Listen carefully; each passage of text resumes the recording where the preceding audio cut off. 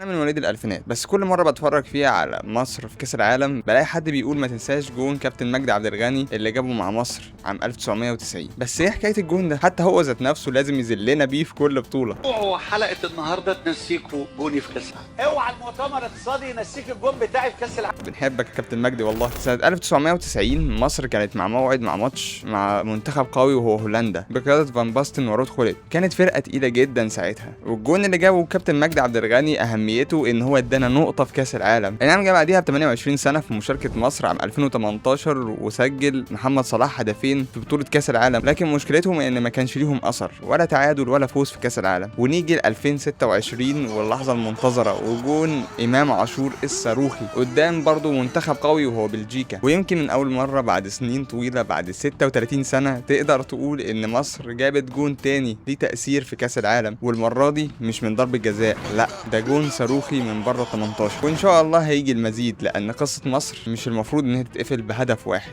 لا اكتر من كده.